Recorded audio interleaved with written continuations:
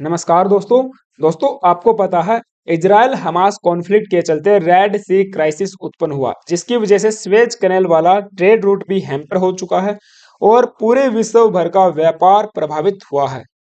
इसके बीच एक बहुत बड़ी डेवलपमेंट सामने आई है। भारत को ओमान के डुकम पोर्ट में एक डेडिकेटेड जोन का एक्सेस मिला है, जो भारत के लिए किसी मास्टर स्ट्रोक से कम नहीं है, क्योंकि ये पोर्ट न केवल भारत बल्कि ओमान के लिए भी स्ट्रेटेजिकली बहुत ज्यादा सिग्निफिकेंट है, जो दोनों देशों के बायलैटरल रिलेशंस को ट्रांसफॉर्म करने में एक माइलस्टोन साबित होगा।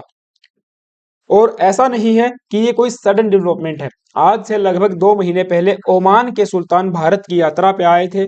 इस दौरान भारत ने ओमान के सामने डिमांड रखी कि भारत को डुकम पोर्ट का फुल एक्सेस चाहिए फॉर द मिलिट्री पर्पज, क्योंकि 2017 से भारत इसका इस्तेमाल लॉजिस्टिक बेस के रूप में तो कर रहा है और 2018 में रिस्ट्रिक्टेड नॉर्म्स के साथ में मिलिट्री एक्सेस भी भारत को मिला था। लेकिन भारत का कहना यह है कि हमको फुल एक्सेस चाहिए, एक स्पेसिफिक जोन वहां पे चाहिए ताकि एक मिलिट्री बेस बनाया जाए। और इस यात्रा का परिणाम अब सामने आया है। Amid Red Sea crisis, India gets a specific zone in Duqm port, जिसकी लोकेशन आप यहाँ पे देख पाओगे। मस्कट, जो कि ओमान की कैपिटल है, वहां से लगभग 550 किलोमीटर की दूरी पे साउथ ईस्टर्न रीजन में गल्फ ऑफ मसीरा, जो कि अरेबियन सागर का ही पार्ट है, में देखने को मिल जाएगी। ऊपर गल्फ ऑफ ओमान में आपको पता है ईरान के पास चाबहार पोर्ट है, जो इंडिया ने ही डेवलप किया है, और पाकिस्तान के पास ग्वादर पोर्ट, ये दोनों ही इसकी प्रॉक्सिमिटी में आते हैं। तो स्ट्रेटेजिकली ये लोकेशन बहुत ज्यादा सिग्निफिकेंट है।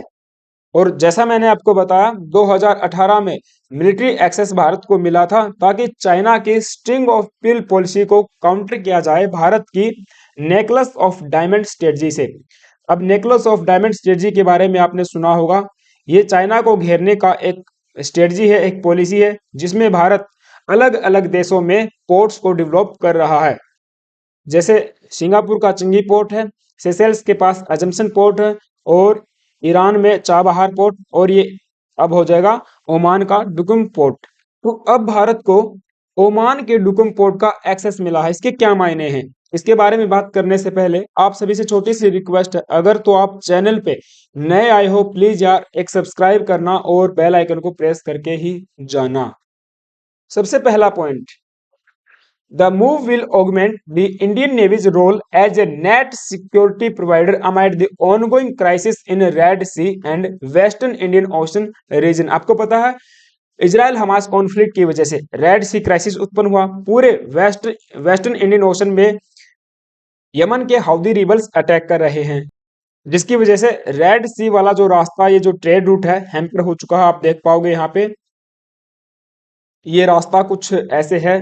यहाँ पे अरेबियन सागर, फिर गल्फ ऑफ एडन होते हुए रेड सागर और स्वेज कनाल से होकर हम लोग पहुंचते हैं मेडिटेरेनियन सी, और उसके बाद अटलांटिक ओशन, फिर यूरोप को एक्सेस किया जा सकता है, और इसके साथ नॉर्थ एंड साउथ अमेरिका को भी।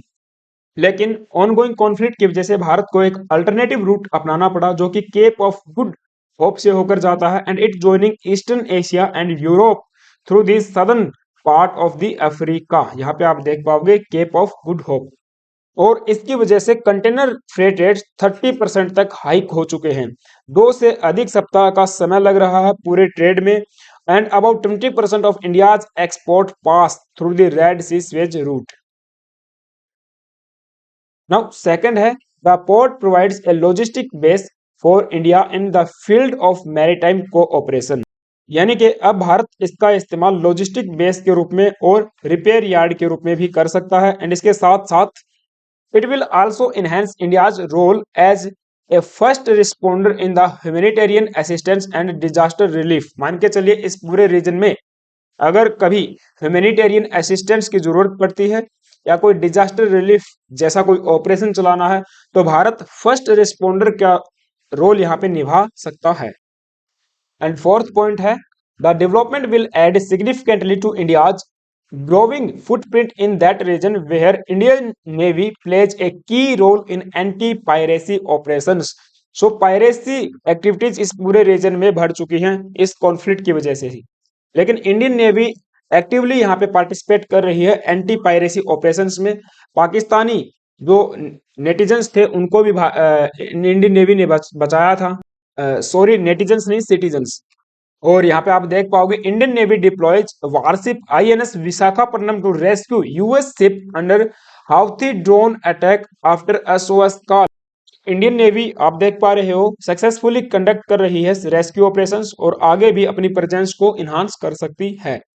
एंड इसके साथ यदि इंडियन नेवी का एक बेस वहां पे होगा तो हम लोग अरबियन सागर, ऊपर Gulf of Oman, Persian Gulf, Red Sea, इधर पूरे रीजन पे नजर बनाए रख सकते हैं।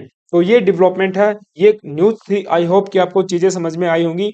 आपका क्या ओपिनियन है इस न्यूज पे, तो प्लीज मुझे कमेंट बॉक्स में जरूर बताना। और हाँ, यदि चैनल पे नए आए हो तो एक सब्सक्राइब करके ही जाना और बेल आइकन प्रेस करना। Thank you guys, have a nice day.